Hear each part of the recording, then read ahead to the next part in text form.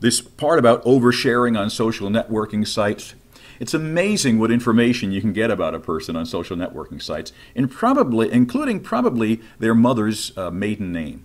I'm of Irish descent. I used to say I come from a family of, and I talked about my mother's maiden name. I don't do that anymore because I don't want people to know my mother's maiden name.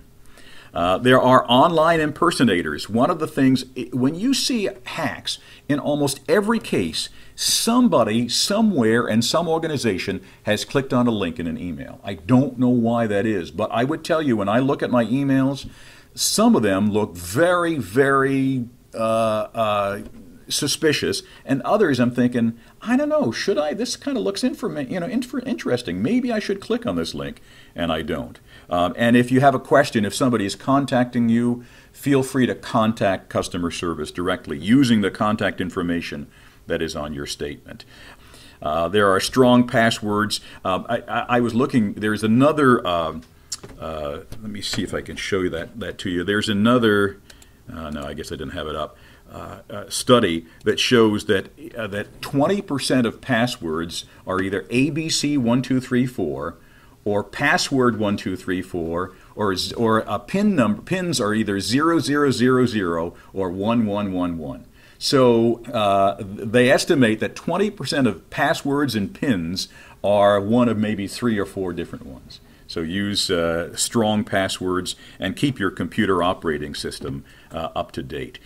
This is a difficult thing in terms of encrypting your data. Those of us who are just regular users, it's not something we do. But there are some lock icons on browsers that you can view as well. I don't know about you, but I'm using public Wi-Fi all the time. Am I sending information over public Wi-Fi, private information? Not anymore. No, I'm not. But I use public Wi-Fi all the time.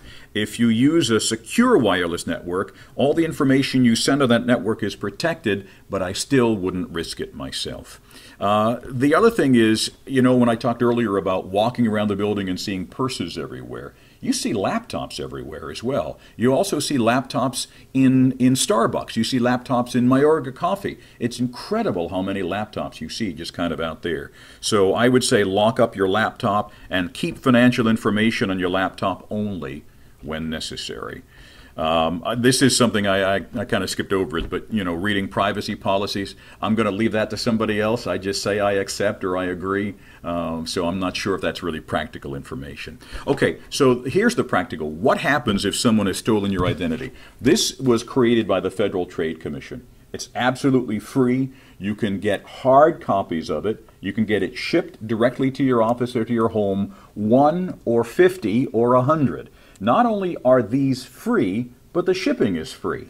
So there's no excuse not to get one of these. Furthermore, if you don't want a hard copy, there's a PDF available of this. And the website is ftc.gov/ID theft. ftc.gov/ID theft. It will tell you everything you need to know about dealing with identity theft. So a couple of just quick steps to take immediately. There's 2 things that we're going to talk about: a fraud alert and a freeze. A freeze on your credit report is, and it can cost anywhere from nothing to maybe $10. I know in Maryland it costs about $5. So let's say you go to Macy's and you want to get a Macy's card.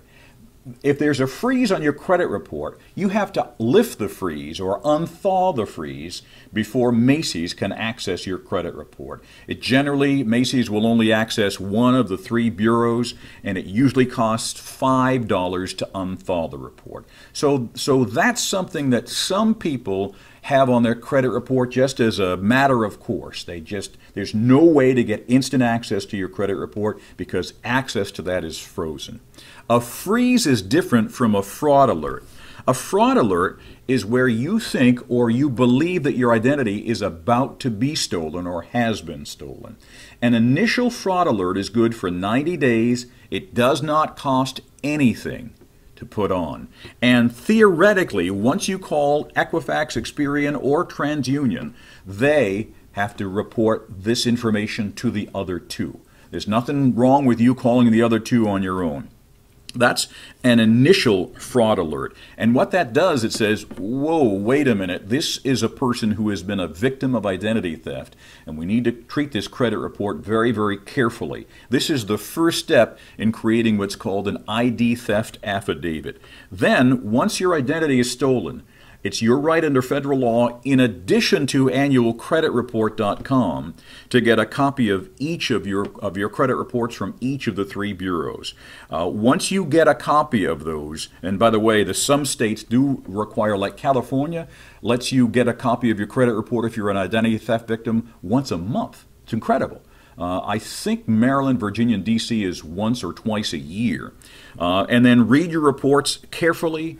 Attempt to correct any errors, and in terms of correcting errors, we'll go over that in a second.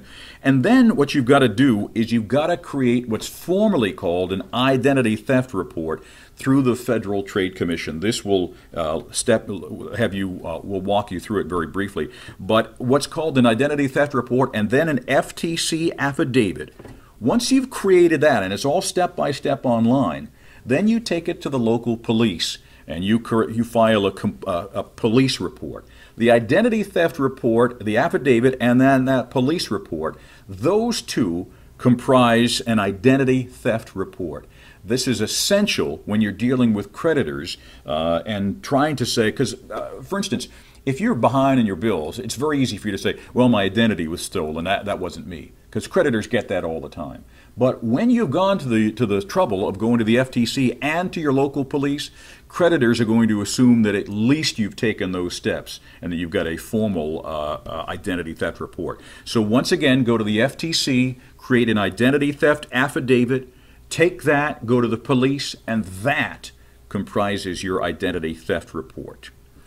And as I indicated, both for you and for your staff, you can go to bulkorder.ftc.gov and you can order these, many other documents on credit reports like we've got there, and they'll be glad to not only send them to you, but to send them to you for free. And for union members, one of the services that I personally provide at zero cost, by the way, is I'll help you if your identity has been stolen or you think it's been stolen. I'll meet you here at the office or in a meeting room. I'll meet you at a restaurant. I'll go to your house. Whatever it takes to help you as a union member, I will help you. We'll talk in person, by telephone, by email.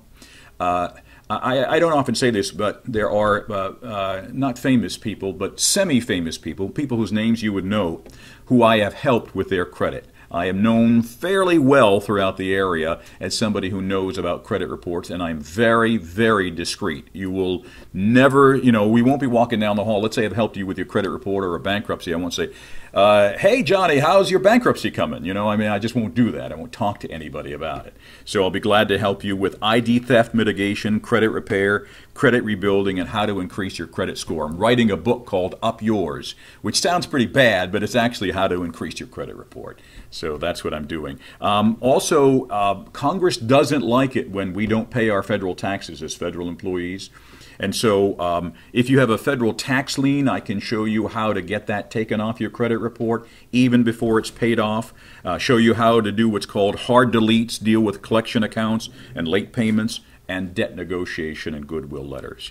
So that is the bulk of the presentation. And as I said, we kind of went through it fairly quickly. I realize that. But again, don't carry your Social Security card for any reason. Go to annualcreditreport.com and check out IDA's report on ID theft.